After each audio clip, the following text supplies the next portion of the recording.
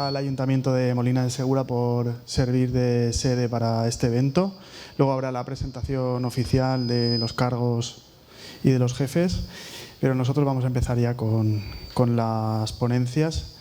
Es el segundo año seguido que contamos con una figura de relevancia internacional y además buen amigo y compañero, molinense y ilustre, y espero que valoréis la importancia de tenerlo aquí hoy.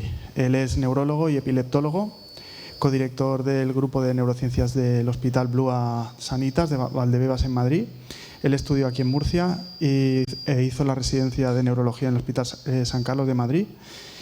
Y bueno, tiene una amplia experiencia en epilepsia, le gustan las epilepsias complejas de todas las edades, las epilepsias de tipo genético, la cirugía, y está metido en un montón de ensayos y estudios. Y hoy nos va a hablar de la cirugía, ¿no? Cirugía con láser. Adelante, Ángel, cuando quieras. Muchísimas gracias. Bueno, muchas gracias, Salva, por la presentación. El que ha empezado el aplauso es mi padre, que creo que no es objetivo. Esto es un poco raro, lo de venir a Molina, porque al final son las únicas charlas de epilepsia que doy, que viene mi familia, porque yo soy de aquí. Entonces, bueno, nada, agradecer por la invitación a Degenes y al Ayuntamiento por organizar este congreso. Se acopla todo el rato, ¿no? ¿Dónde me tengo que poner para...? Ahora parece que mejor, ¿no? Bueno, pues vamos a hablar, este año me pidieron hablar de cirugía láser. El láser es una cosa que suena como súper sofisticada, ¿no? Súper avanzada, y lo escuchamos en muchas áreas de la medicina, ¿no? Está el láser en oftalmología, ¿no? En urología, en otras áreas, en otras especialidades, y vamos a ver en qué consiste cuando lo aplicamos en neurocirugía, en epilepsia en concreto. Como decía Salva, estoy ahora en el Hospital Blua Sanitas Valdebebas, me he cambiado esta semana, o sea, estoy justo en periodo de transición, y es verdad que yo siempre digo que a lo que nosotros nos dedicamos, lo que más depende de que las cosas se hagan bien es del factor humano, o sea, de tú estar delante de un paciente, de una familia, que te cuenten la historia, analizar vídeos, analizar los tratamientos y decidir qué hacer, ¿no? Pero es verdad que a veces también un poco el envoltorio, la infraestructura, la tecnología que tienes a mano también marca lo bien que hacen las cosas, ¿no? Y por eso es un poco que nuestro equipo se ha cambiado de hospital y hemos empezado en este hospital nuevo.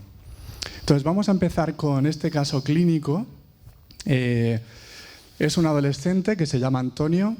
Tiene 14 años y ha tenido 3 episodios de desconexión del medio y movimientos de la boca, ¿no? Que esto le llamamos una crisis focal con alteración de conciencia, ¿no? Hay una desconexión y movimientos de la boca. Eso es muy típico de la epilepsia del lóbulo temporal, ¿vale? Que es de las epilepsias más frecuentes. Esa es una foto hecha por inteligencia artificial, no es el Antonio real. Y le hacemos pruebas. Le hacemos un electroencefalograma de 30 minutos, que es lo que lo llamamos habitualmente electroencefalograma de rutina, ¿no? Que muchas veces sale normal, ¿no? Porque a veces necesitamos pues, privación de sueño, registros de siesta o registros nocturnos para poder tener más rentabilidad diagnóstica, ¿no? Para poder llegar a una respuesta de lo que está ocurriendo. Y se le hace una resonancia cerebral de 1,5 Tesla. Sabéis que la resonancia es como las fotografías, ¿no? Es como las cámaras de fotos, ¿no? Que según los megapíxeles, según las teslas, pues tenemos de más calidad o de menos calidad. Digamos que la 1,5 Tesla es la habitual que se utiliza, pero tenemos también la 3 Tesla, ahora viene la 5 Tesla y también la 7 Tesla, que por ahora en España no hay ninguna máquina. Pero eso tiene más probabilidades de encontrar un foco epiléptico, una lesión. Y entonces empieza el tratamiento. ¿Qué probabilidad pensáis que tiene Antonio de que se le controlen las crisis con el primer fármaco que usemos? O sea, ¿cuál es el primer fármaco que se pone de manera más frecuente en España? ¿Qué pensáis? El primer fármaco que hoy en día se pone con más frecuencia, de Paquine era el antiguo quizás, ahora es Keppra, ¿no? La epilepsia se ha convertido en pones Keppra y luego piensas, ¿no? O sea, de inicio se pone Keppra, levetiracetam habitualmente. ¿Qué probabilidad hay de que una epilepsia se controle desde el primer fármaco? Más. El 50%, ¿vale? O sea, el 50% de los casos de epilepsia se controlan con el primer fármaco. Claro, esto a lo mejor de los que estamos aquí, pues no pensamos en esas probabilidades, ¿no? Porque muchas veces pues, hay casos de epilepsia más complejos que requieren de muchos tratamientos y que no se controlan. Pero fijaos, el 50% se controlan con el primer fármaco y luego viene los que no se controlan, lo que llamamos la vida después del Keppra, ¿no? O sea, cuando una vez que levetiracetam o Depakine o Lamictal, el primer fármaco que se ponga no funciona, ¿qué probabilidades hay de que la epilepsia se controle? Pues fijaos, el segundo fármaco tiene un 13% de probabilidades de controlar la epilepsia. O sea, fijaos, las probabilidades bajan mucho. Y con esos dos fármacos tienes alrededor de un 63-65%. Y realmente hay un 30% que no se controlan, aunque utilices 4, 5, 6, 7, 8, tenemos 20 fármacos. O sea, podemos utilizarlos todos, que va a seguir habiendo un 30% de epilepsias que no se controlan, ¿no? O sea que tenemos que hacer algo con estos casos, ¿no? Tenemos que buscar si hay una causa por debajo que no se controla con medicinas habituales de epilepsia, tenemos que buscar si se puede hacer cirugía, ¿no? Y esto es lo que vamos a hablar en esta charla. Un poco siempre está bien ubicarnos en cuanto a números. Alrededor del 1% de la población tiene epilepsia, eso quiere decir que hay unos 700 casos en Molina de Segura, ¿no? En España hay unas 500.000, entre 450.000 y 500.000 casos, pero sin embargo es muy invisible, ¿no? O sea, yo siempre lo digo, ¿no? Que tengo pacientes en la consulta que son deportistas conocidos, que son políticos incluso, que son gente conocida, pero que no sale en redes sociales diciendo que tiene epilepsia. Sin embargo, si tienen cáncer o si tienen otra enfermedad, lo cuentan directamente, ¿no? Sigue habiendo un estigma y pues yo creo que congresos como este, ¿no? Cosas que hace asociaciones como DGENES nos ayuda a visibilizarlo y a darle voz, ¿no?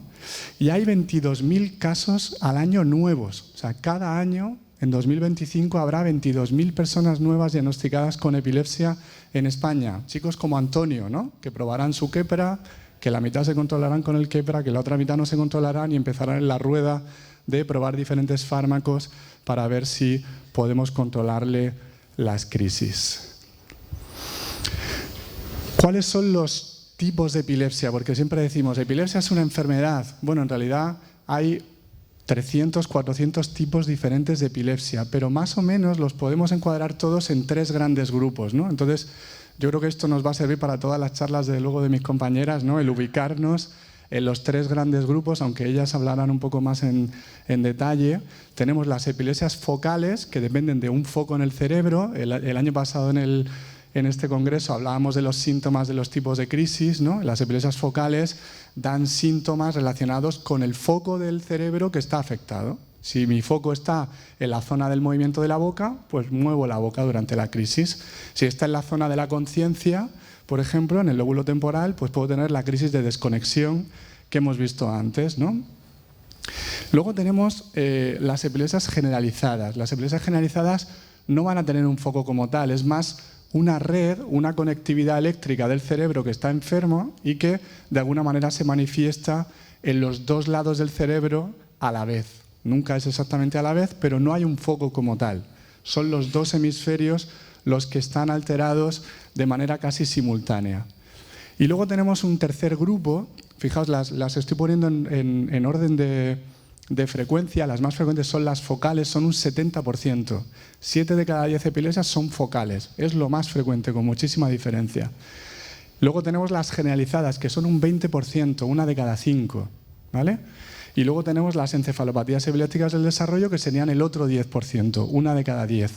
Y ahí es donde entran la mayoría de enfermedades raras, ¿no? Cuando hablamos de enfermedades raras, la mayoría están en ese grupo de encefalopatías epilépticas en las cuales hay una causa muy grave por debajo que está generando no solo epilepsia, sino también un problema de desarrollo. Y normalmente esa causa, lo más frecuente es que sea genética, pero también puede ser autoinmune o de otros tipos, ¿no? Vamos a hablar sobre todo hoy de las epilepsias focales, porque cuando hay un foco puede haber una lesión y esa lesión podría operarse. ¿vale? Que son el 70%. ¿Eso quiere decir que no hay cirugía para las otras epilepsias? Sí que hay cirugía, pero no sería láser porque no hay una lesión para quemar. Puede ser una cirugía que vaya más a la red, ¿no? Justo lo estábamos hablando ahora con la compañera, que se me ha olvidado tu nombre, Kate, que está haciendo una asociación de epilepsia también en la Alberca, ¿no? ¿Me has dicho? En el Palmar. Pues ella a su hija le han propuesto hacer estimulación cerebral profunda, que es un tipo de cirugía que no es de quitar una lesión, de quitar un foco, sino que es de cortar la red, cuando la red está enferma, ¿no? Cuando hay muchos circuitos que están alterados, yo tengo que entrar en la rotonda principal de esos circuitos para cortar la actividad epiléptica, ¿no? Y eso se llama el tálamo, ¿no? Lo vamos a hablar después. El otro día, hablando de esto con unas familias, me dijeron: yo quiero que a mi hija le pongan el electrodo de la rotonda. Como el concepto de... Bueno, ¿qué necesitamos para hacer un buen diagnóstico? Pues lo primero es que si una epilepsia no se ha controlado con el primer y segundo fármaco, porque ¿cuándo llamamos epilepsia refractaria a una epilepsia? ¿Esto alguien lo sabe? ¿Cuándo lo llamamos refractaria? Cuando no se ha controlado con 2 fármacos. O sea, cuando ya estás pensando en el tercero, ya le llamas epilepsia refractaria, ¿vale? O sea que realmente es algo precoz. Pero muchas veces en la consulta vienen las familias y me dicen: no, es que la epilepsia de mi hijo es refractaria. Bueno, epilepsia refractaria no es un diagnóstico, es un estado, porque es refractaria hasta que deja de serlo. Es decir, si una epilepsia no se controla, pero yo le hago cirugía y se controla, deja de ser refractaria. O sea que yo no tengo por qué tener una epilepsia refractaria para siempre, ¿no? Será refractaria mientras que yo no encuentre un tratamiento para controlarla, ¿vale? Lo primero es revisar el tipo de epilepsia, porque si muchas veces las epilepsias son refractarias, porque es una epilepsia focal que estamos tratando con fármacos de generalizada, o es una epilepsia generalizada que estamos tratando con fármacos de focal. Y eso es lo primero, ¿no? Decía antes la compañera que el Depakine muchas veces se pone como primera línea. Pues Depakine es el ácido valproico, el mejor tratamiento para epilepsias generalizadas, sin embargo es muy mal tratamiento para epilepsias focales. Incluso hay epilepsias focales que empeoran con valproico, con Depakine. O sea que fijaos lo importante que es esto.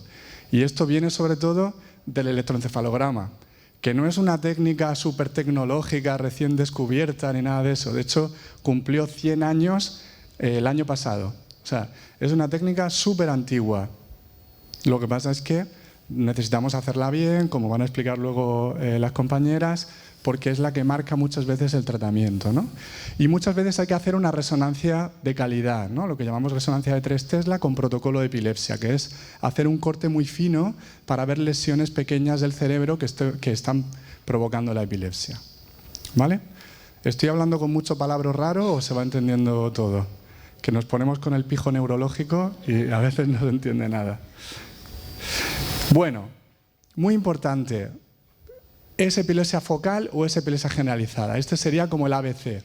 Lo siguiente sería ver que esas crisis no controladas no sean en realidad el síntoma de otra enfermedad y que lo que estamos tratando no lo estemos tratando bien porque hay algo más que no conocíamos. Lo primero es lo que llamamos crisis funcionales. Crisis funcionales o disociativas son lo que antiguamente se llamaban crisis psicógenas no epilépticas o pseudocrisis, ¿vale? Son episodios que parecen crisis epilépticas, pero que tienen un mecanismo diferente. Tienen un mecanismo que no es eléctrico, no se ve en un electroencefalograma y los fármacos no funcionan. Hay que tratarlo de otra manera, con otro tipo de terapias. Y lo complejo es que muchos pacientes con epilepsia, cuando les controlas la epilepsia, empiezan con crisis funcionales. Y esto es muy importante de conocer, porque a veces nos llegan los pacientes con epilepsia refractaria y en realidad lo que tiene es una epilepsia controlada y luego crisis funcionales extra, que hay que tratar de otra manera. Si le ponemos muchos fármacos, le vamos a empeorar. Es al revés justo. Mientras que los fármacos ayudan para las crisis epilépticas, empeoran para las crisis funcionales muchas veces. Entonces, esto va a ser muy importante de tenerlo en cuenta. Luego tenemos las causas genéticas, es decir, buscar si la causa de la epilepsia en realidad era una mutación genética y los tratamientos que estamos poniendo no son los habituales para ese gen. Y eso va a ser muy importante, ¿no? Hablábamos justo ahora con una familia que su hija tiene una mutación en el canal de potasio. El canal de potasio es muy importante para que el potasio salga de la neurona y la neurona no se dispare, no se hiperactive, y eso genera epilepsia, crisis epilépticas. Bueno, pues ellos llevan, no sé cuántos años tiene vuestra hija ya, 31 años, y les han diagnosticado el gen hace muy poco, y hace poco estuvieron en mi consulta, y es que para ese gen existe un tratamiento que se utiliza habitualmente para esclerosis múltiple, para el tratamiento de la marcha, y que mejora, va directamente al problema del potasio. Y ahora justo me estabais contando, porque aún no habíamos hecho la revisión, que está con menor temblor, que está más concentrada.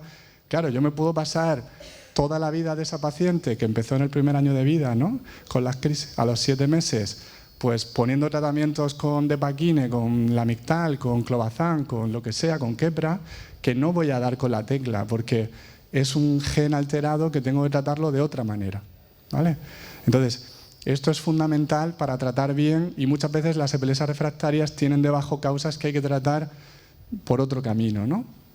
Y luego tenemos las epilepsias autoinmunes, ¿no? Epilepsias autoinmunes son que tienen una causa inflamatoria, ¿no? Hay una inflamación en el cerebro que está produciendo epilepsia.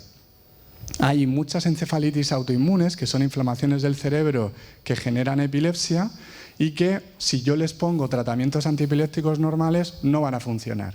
Es decir, tendré que ponerle tratamientos para modular la inflamación. Justo Kate nos contaba de su hija antes, que tiene un NORS, que es una epilepsia autoinmune, un FIRS-NORS, una epilepsia autoinmune muy grave, que desde que le han puesto anakinra, que es un tratamiento modulador de la inflamación, que se utilizaba para el COVID, por ejemplo, y para otras enfermedades inflamatorias, ha mejorado mucho. O sea que fijaos, realmente tenemos que indagar en la causa, ¿no? Hay muchas epilepsias que si las tratamos como epilepsia normal, digamos, vamos solo al síntoma, no vamos a mejorarlas, ¿no?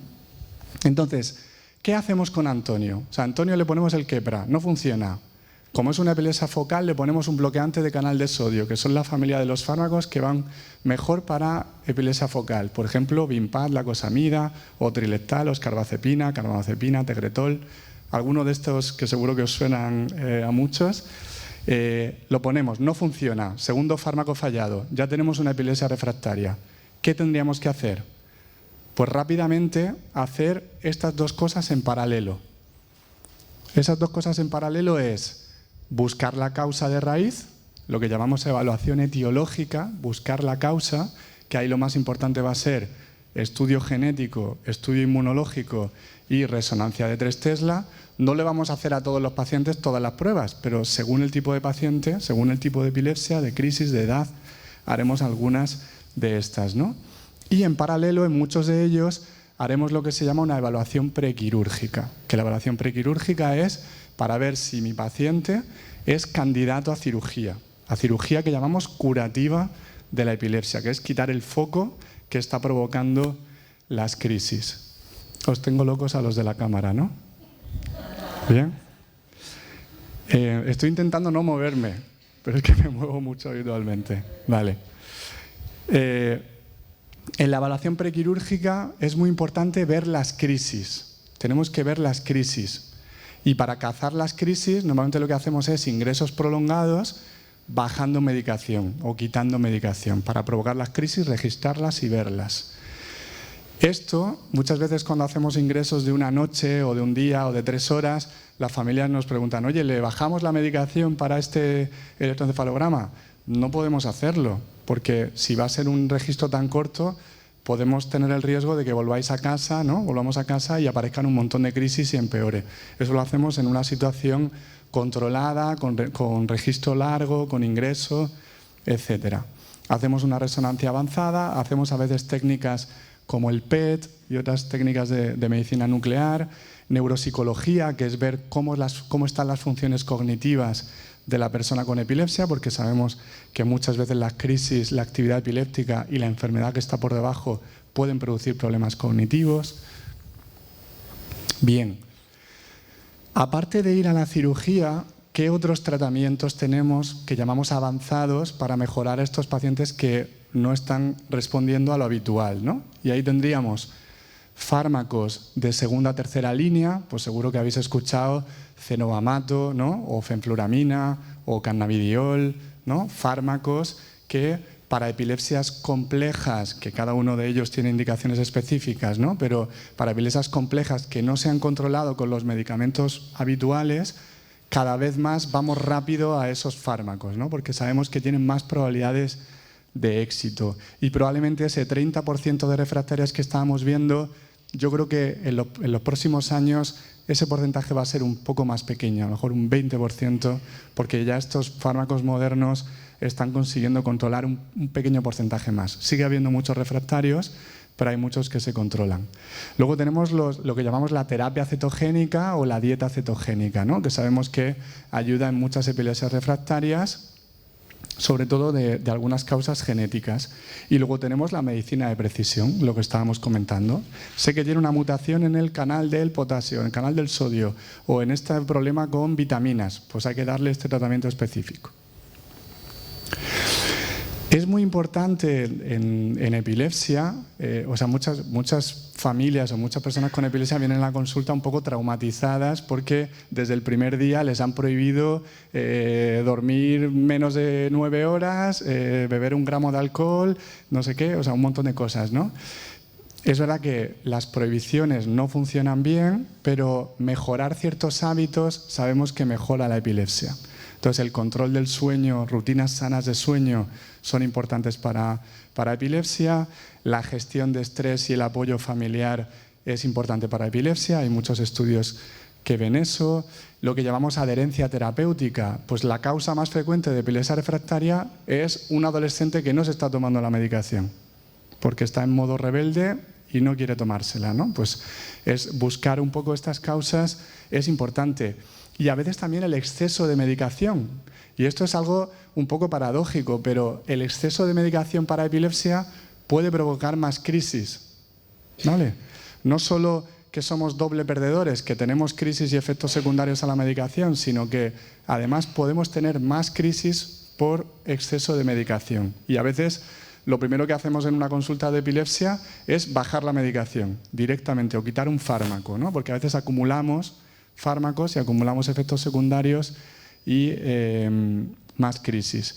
El ejercicio físico, esto también es una cosa que durante muchos años a las personas con epilepsia se les ha prohibido hacer ejercicio, ¿no? Aquí tenemos especialistas de deporte adaptado que es fundamental y que sabemos que mejora el pronóstico, ¿no? Ahora ha salido recientemente un estudio que a ratones con epilepsia los ponían en la ruedita a correr durante mucho tiempo y eso generaba que necesitaban menos medicación y se curaban más de la epilepsia a largo plazo.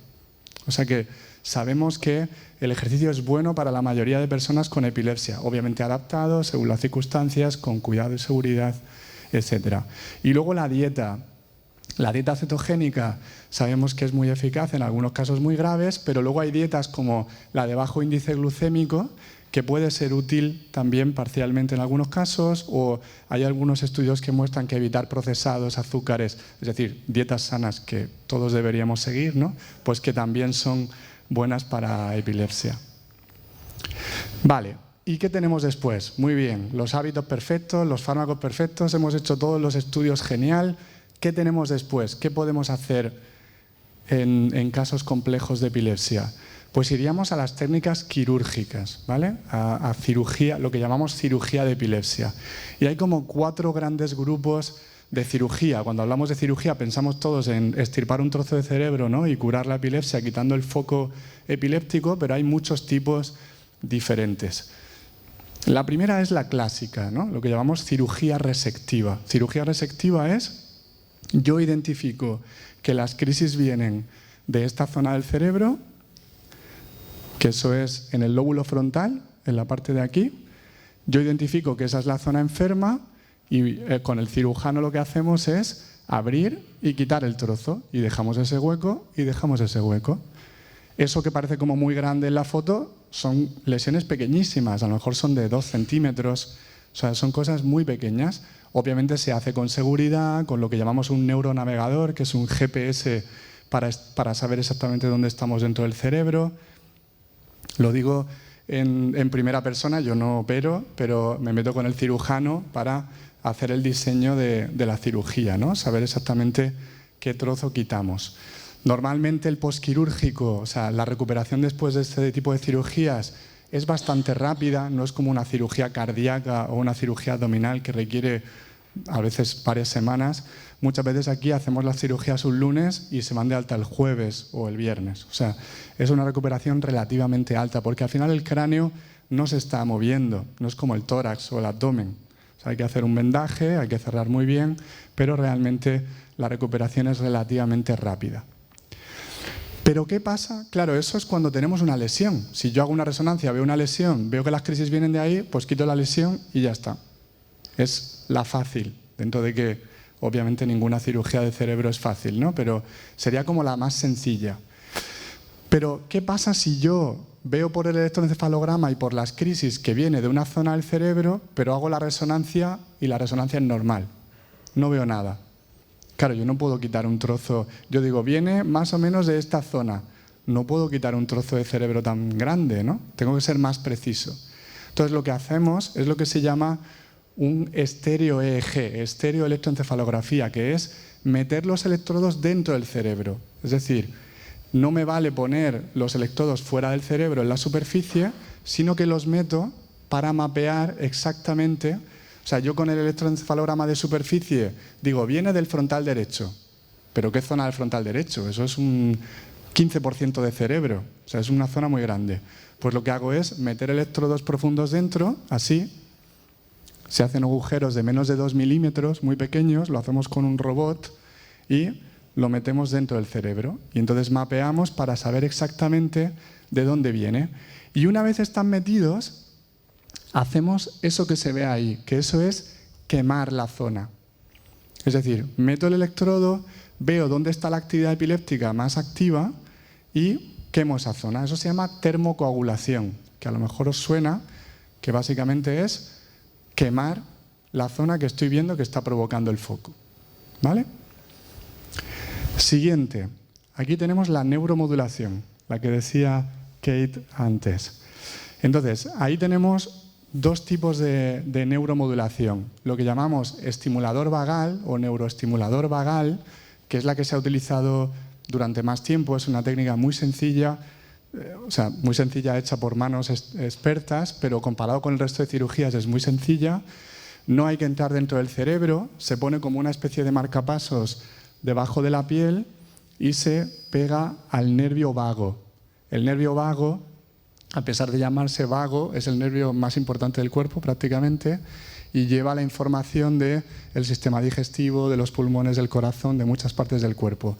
No sabemos bien el mecanismo, pero parece que eso produce una modulación en cómo funcionan los circuitos del cerebro y mejora las crisis. ¿Vale? Es una técnica que habitualmente no controla 100% las crisis, pero puede disminuir las caídas, puede disminuir las crisis fuertes. Entonces es una opción que utilizamos relativamente a menudo. Y una técnica relativamente nueva es lo que llamamos estimulación cerebral profunda, que es una técnica que se hace desde hace 40 años para el Parkinson. No sé si habéis visto, en El Hormiguero salió hace 1 año o 2 años una mujer operada de Parkinson que funciona muy bien. Pues nos hemos dado cuenta que también se puede utilizar para epilepsia. Y eso es meter el electrodo en un sitio muy importante que propaga las crisis, que propaga la actividad epiléptica, para reducir esa propagación. Es decir, no me quita 100% las crisis, pero me las reduce y mejoran muchas veces cognitivamente. Y la cuarta sería la ablación láser. Entonces, ¿en qué consiste el láser? Para hacer láser yo tengo que saber cuál es el foco, tengo que tener una lesión previa. Fijaos que decíamos que en el estéreo EEG, en los electrodos profundos, yo no veía nada en la resonancia y tenía que meter electrodos para ver de dónde venían. En este caso sí que veo algo, vengo una lesión y es suficientemente pequeña como para que yo meta un catéter. Fijaos, esta chica la estamos operando, es una chica que ha pasado primero por el quirófano, le hemos puesto un electrodo guiado justo metido en donde está la lesión, en este caso la lesión está aquí, y luego la hemos metido en la resonancia. ¿Para qué? Para estar viendo en vivo cómo quemamos la lesión. Y esto es esta imagen de aquí. Es decir, yo tengo una lesión ahí, meto, en este caso lo hemos metido desde atrás, meto el catéter y dentro de la resonancia estoy viendo lo que lesiono. ¿Por qué es importante ver lo que lesiono? Para tener mucha seguridad. Es decir, no me puedo pasar, esto es milimétrico. Estamos todo el rato calculando lo que lesionamos para no pasarnos y producir pérdida de fuerza o un problema de lenguaje o un problema de vista, porque es muy importante en la cirugía de epilepsia ser muy seguros, ¿no? Y esto es lo que tiene muchas veces el láser, ¿no? Que tiene una monitorización que llamamos en tiempo real. Os he traído un vídeo del grupo de Stanford. Este es el cirujano que lo hace. Entonces, la primera fase es que a la paciente se la mete dentro del quirófano, se ve con un robot para poner el catéter. Ahora vamos a ver la imagen. Entonces, primero tenemos que poner el catéter, ¿lo veis ahí? En la zona con un robot, con ese brazo articulado que es un robot, exactamente en el sitio del cerebro que pensamos que es, se hace un agujero muy pequeño, de unos 2 milímetros, por eso se llama mínimamente invasiva, y una vez se ha puesto el catéter, se mete dentro de la resonancia. Y entonces, en este caso es una lesión en el lóbulo temporal, este es el lóbulo temporal, que es el que está detrás de la oreja. Metemos el catéter y lo vamos quemando. Y esto es lo que tú vas viendo en la resonancia. Vas viendo que se hace una lesión justo alrededor, como si fuera un diámetro de 1,5 centímetros más o menos. Eso quiere decir que lo puedes hacer de manera muy selectiva, de manera muy precisa, pero que si la lesión es muy grande no lo puedes quemar todo, porque al final el diámetro máximo que puedes hacer es 1,5 centímetros.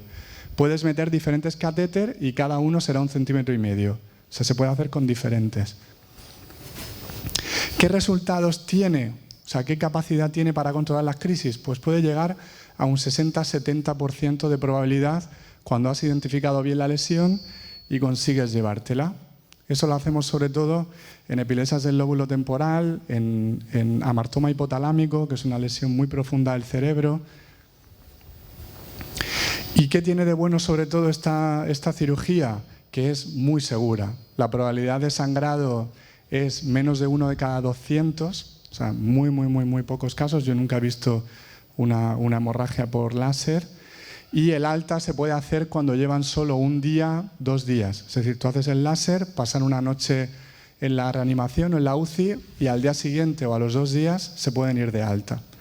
Y muchas veces se cura desde el primer día. O sea que es muy eficaz si te has podido llevar el foco. ¿De qué depende que tú decidas láser o decidas otro tipo de epilepsia? Pues obviamente depende mucho del paciente o de la familia. Oye, me da mucho miedo abrir el cráneo, ¿no? Hacer una cirugía resectiva. Vamos a probar primero con el láser, aunque como la lesión que haces, la cantidad de tejido que quemas es pequeña, tiene menos probabilidad de éxito. Es decir, una cirugía resectiva de quitar un trozo tiene como un 80% de probabilidad de quitar las crisis. Esta está en 60%, 60-70%. O sea, tiene un poco menos de capacidad para quitar las crisis, pero es más segura. Entonces, a veces empiezas con un láser y luego haces una cirugía resectiva si no ha funcionado. Pero también depende de la localización, del tamaño, tiene que ser una lesión pequeña.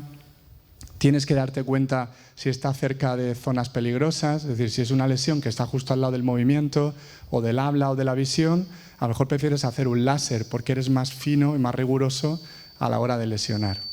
¿Vale?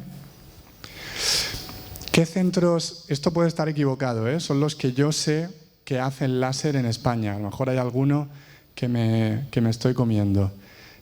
Hay 3 en Cataluña, 2 para adultos, que son el MAR y el Clínic de Barcelona, y luego Sant Joan de Déu para niños, que hacen láser. En Valencia está la FE, que justo el doctor Villanueva nos va a dar una charla después. Y luego en Madrid somos 2 centros, Ruber Internacional, donde yo trabajaba hace unos años, y en nuestro hospital, en el Hospital Blua Sanitas Valdebebas. Entonces, ¿qué casos serían los característicos para poder hacer diferentes tipos de cirugía? Pues la resectiva tendrá que ser una lesión más grande, más superficial, para poder abrir el cráneo y quitarla fácilmente, que esté en una zona segura. El estéreo EG será cuando no vemos una lesión y tengo que explorar, primero identificar de dónde viene para poder quemarla. La neuromodulación no necesitamos una lesión, no necesitamos que sea focal, vale para encefalopatías, vale para autoinmunes, vale para genéticas. Y luego la ablación láser, que sobre todo tiene que ser una lesión pequeña, identificable. Venga, por ejemplo, un voluntario. ¿Tú crees que esa lesión, esto es una lesión, fíjate, esto blanco que se ve ahí, ¿tú crees que eso se podría hacer con láser o no? Demasiado grande para hacerla con láser. Muy bien, dice, la veo demasiado grande para un láser. Eso es decir, yo una lesión tan grande como esta, que es todo eso blanco, donde se ve la flecha pero llega hasta ahí, eso no puedo hacerlo con láser. Es decir, probablemente ahí necesitaré una cirugía resectiva, ¿no? Abrir y quitar el trozo. ¿Y esa de ahí? Kate, por ejemplo. Esa sí, yo creo que sí. Porque... Eso es. Esa sí, esa es una lesión característica, le llamamos displasia cortical focal, que es una lesión muy buena para láser. Esa se cura con láser y tendría todos los beneficios, ¿no? 24 horas de ingreso, muy rápido, muy segura, etc. Preguntas, vamos a terminar con esto como sumatorio un poco, preguntas frecuentes que se suelen hacer sobre el láser. ¿Se cura la epilepsia con láser? Sí, ¿no? ¿Qué porcentaje hemos dicho? Un 60% aproximadamente. O sea, es peor que la resectiva y vale solo para algunos casos en concreto, ¿no? ¿Se puede hacer si la epilepsia se ha controlado con fármacos? Esto es una pregunta que se hace mucho. Es decir, si yo tengo una epilepsia, ¿se me ha controlado con 1 o 2 fármacos? ¿Tiene sentido hacer un láser? Pues en algunos casos sí. ¿Por qué? Porque si la cirugía es muy sencilla y es muy segura, y es un adolescente, por ejemplo, un niño o un adulto joven, nosotros le preguntamos al paciente o a la familia, ¿qué prefieres, toda la vida con fármacos o una cirugía mínimamente invasiva, curativa ahora? ¿No? Obviamente es una cosa para debatir y para pensarse mucho, pero antes solo pensábamos en cirugía cuando no se controlaban con fármacos. Pero ahora por primera vez estamos haciendo cirugía en algunos casos que llamamos fármacos sensibles, que se controlan con fármacos. Porque es verdad que los fármacos producen problemas también a largo plazo, ¿no? Entonces hay que ponderar, ¿no? Hay que sopesar bien. ¿Cuánto tiempo de ingreso y recuperación? 1 día, 2 días, muy bien. ¿Y se puede repetir o combinar con otras técnicas? Sí. Se puede hacer un láser y luego repetir otro láser, o láser y resectiva, o estéreo EG, o neuromodulación láser, o fármacos, o ensayos clínicos, etc. Y bueno, siempre me gusta terminar con esto. Hay una cosa que llamamos la brecha de implementación y que es una cosa como que no pensamos en ella, ¿no? Porque pensamos que la medicina es muy científica, es muy moderna y que todos los médicos estamos a la última de todo. Pero eso es imposible. Eso es imposible. O sea, todos los días se publican 20.000 artículos nuevos. O sea, seguro que mis compañeras se sienten identificadas que es imposible estar al día con todo. Y muchas veces desde que se descubre algo hasta que todos nos enteramos de ese algo o que tenemos esa tecnología, que a veces es más difícil, pueden pasar muchísimo tiempo y eso está investigado y es una media de 17 años. O sea, desde que las crisis funcionales se descubrió que había un tratamiento que funcionaba por ensayos clínicos hace 20 años hasta que ahora algunos centros en España estamos empezando a hacerlo, han pasado 20 años. Hay otras cosas que se hacen antes. Pasa igual con el láser. Diréis, jo, si es una cosa tan buena, ¿cómo puede ser que no se haga en todos los hospitales? Bueno, porque requiere de una implementación, ¿no? Y hay muchas cosas que poner nuevas y todo el rato se está avanzando, ¿no? Pero bueno, yo creo que congresos como este, ¿no? Gracias a DGENES y a la asociación, permiten, ¿no? Que comuniquemos, que divulguemos y que demos luz también a nuevos descubrimientos. Y nada, esto era todo. Muchísimas gracias.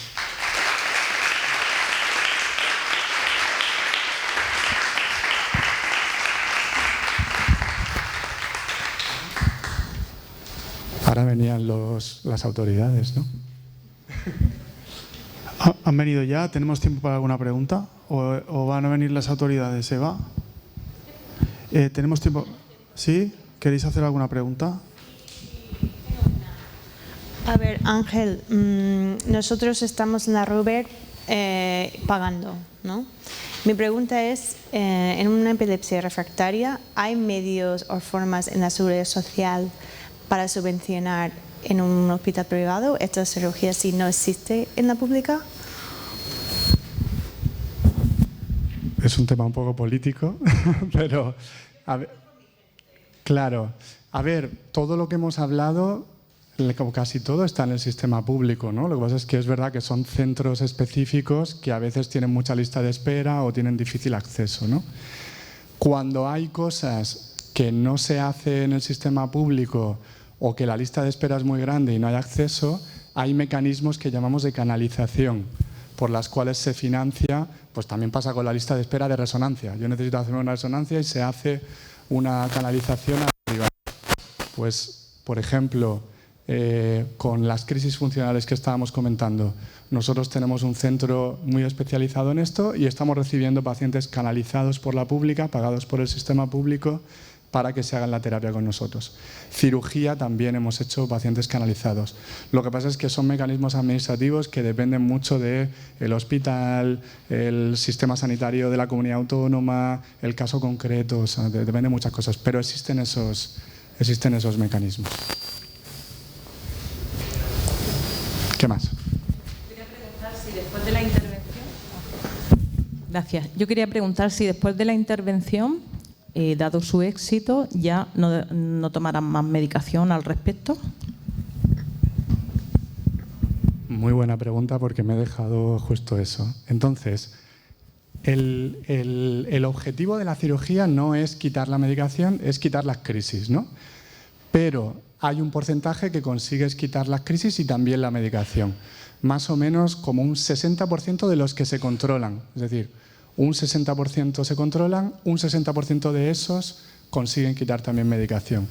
Eso lo haces poco a poco, es decir, te esperas 6 meses, 1 año y poco a poco vas rebajando medicación. A veces es un éxito bajar la medicación a la mitad, aunque no la quites del todo, ¿no? Porque ya estás quitando efectos secundarios, etcétera. Pero en algunos casos consigues quitarla. Eso depende mucho de que la lesión justo consiga quemarla entera, ¿no? El láser. Pero muy buena pregunta. ¿Qué más?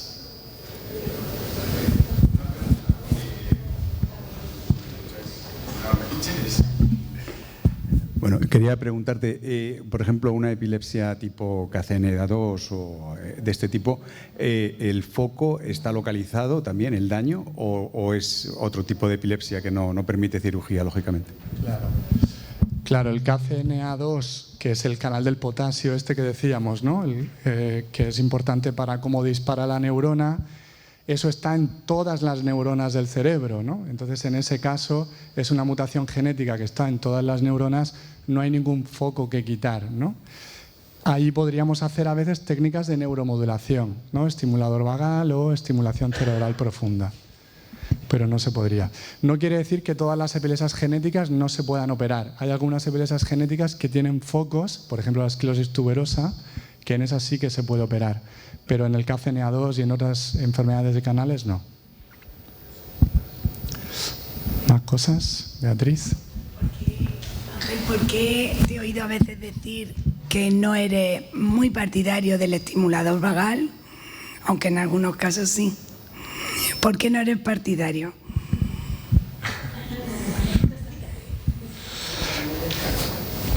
A ver, si es que todos los tratamientos dependen del caso y del paciente, ¿no? Entonces, yo a veces he dicho eso en consulta, por ejemplo en vuestro caso, en casos concretos, ¿no? Porque pienso que la probabilidad de éxito del estimulador vagal no es suficientemente alta como para someterte a una cirugía. Pero eso no quiere decir que en otros casos no pueda ser eficaz, ¿vale? O sea que, al final, cada uno de estos tratamientos es mejor para un caso concreto o en un momento concreto de la enfermedad. Entonces hay que ser muy preciso, ¿no? Individualizar mucho cuándo utilizas cada fármaco y cada tratamiento quirúrgico. Me vais a sacar los colores los pacientes de la consulta. Pues a mí me dijiste una vez. Hemos hablado del amartoma hipotalámico y de las crisis funcionales. Quería hablarte de los riesgos postoperatorios como el de mi hija, que fue una bajada de sodio. ¿Puedes explicarlo un poco? ¿Y el reconocimiento de las crisis funcionales en su caso? Es un poco complejo de explicar, pero lo vamos a explicar. O sea, Aura, Ana, su hija. Bueno, cuento el caso de tu hija, sí. Vale. O sea, su hija tenía crisis focales en relación con lo que llamamos un amartoma hipotalámico. El amartoma hipotalámico es una lesión que está en lo más profundo del cerebro, muy, muy profundo.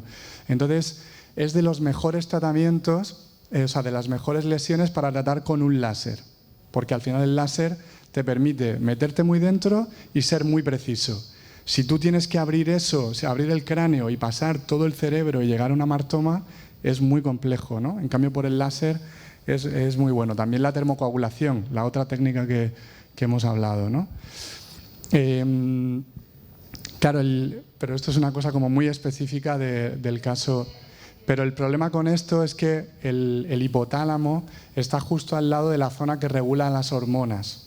Entonces, tú puedes lesionar el amartoma y producir alteraciones que llamamos endocrinas de hormonas, y eso puede generar problemas de iones, etc. En el caso de ella, por todos los problemas que hubo secundarios a eso, secundariamente mejoraron las crisis epilépticas, pero aparecieron crisis funcionales, que justo lo hemos estado hablando al principio de la charla antes de que llegaras, que muchas veces cuando tú mejoras una epilepsia aparecen nuevos episodios que son crisis funcionales y que se tratan por otro camino completamente, ¿no? Entonces, yo creo que eso es muy importante y es lo que ha pasado en el caso de su hija. ¿Qué más cosas? Salva. Carmen. Es como media pregunta, medio cosa que me ha gustado que has dicho, que nunca la había escuchado, que era como cuando las epilepsias son refractarias, quiero decir, resistentes, hay que buscar como otra causa, que no sería como, además que si has visto un electro o una resonancia, un PET que no es un foco claro y no es genético, pues es como dice Antonio Hellnagel, como solo tenemos 3 factores: genético, focal de una lesión o inflamatorio. Entonces, o si no es una epilepsia en realidad. Y eso yo creo que es muy importante para los padres o los mismos pacientes de entender eso, porque muchas veces aquí los médicos, los epileptólogos de aquí, no quiero decir, no se quieren calentar la cabeza, pero un poco sí. No quiero decir eso, pero a veces somos en los pacientes que vamos empujando, buscando información. Entonces, viene bien pues ese comentario, porque mi hija ha estado con 2000 de pequeños, 4 antiepilépticos más, y ha tenido 2 sobredosis de medicación. Y bueno, que me ha gustado ese comentario. A ver, yo creo que es muy importante eso, ¿no? El tener en cuenta la causa. También a veces es más fácil como ver las cosas con lo que llamamos, ¿no?, la mirada fresca, ¿no? Cuando te llega un caso complejo y tú ya ves, esto pasa mucho en las guardias médicas, ¿no? Que tú estás a la 1 de la mañana sin saber qué hacer con un paciente complejo, con un ictus, con lo que sea, y de repente por la mañana se lo cuentas a tus compañeros y te dicen, pues estaba clarísimo que era esto y que había que hacer no sé qué, ¿no? O sea que lo digo porque yo conozco a Diego y a Irene y al equipo de aquí, son muy buenos, ¿no? Pero bueno, a veces en todo, ¿no? Sí. Sí. Sí. Bueno, yo creo que las familias en ese sentido nos enseñáis, y yo creo que esto lo pueden decir mis compañeras también, ¿no? Que aprendemos mucho de vosotros, ¿no? De lo que empujáis, de dónde nos lleváis, de cuando nos traéis un artículo o no sé qué charla, y yo creo que los médicos tenemos que estar abiertos a esto, ¿no? Y creo que cada vez más lo estamos. ¿Qué más cosas por allí? A ver, yo iba a preguntar en el caso de mi hijo, qué seguro es, él no tiene... Ah, vale. Vale. Él ahora mismo no tiene epilepsia, pero su enfermedad tiene un porcentaje muy alto de padecerla. Le han dado varias crisis, no son epilépticas a día de hoy, le dicen que son convulsiones en estado febril, febriles no en estado febril. Y la última que le dio, un neurólogo que le tocó de guardia, dijo de medicarlo para la epilepsia. Entonces yo le dije que como no tenía epilepsia, yo no veía bien medicarlo. Pero me dijo que como le habían dado varias de las otras crisis y que su enfermedad tenía un porcentaje muy alto, que quería medicarlo. Entonces me negué a hacerlo. No sé si hice bien, hice mal. Su neuróloga, la de todos los días, me respetó la decisión, pero está ahí en el aire por si le ve un daño más en el cerebro, sin llegar a ser epilepsia, medicarlo. Y no sé. A ver, ¿cuál es el umbral o la frontera o la decisión para tratar o no tratar? Es de las decisiones más difíciles, ¿no? en epilepsia. Entonces entiendo que hay estas dudas y a veces diferentes profesionales pensamos diferentes cosas, ¿no?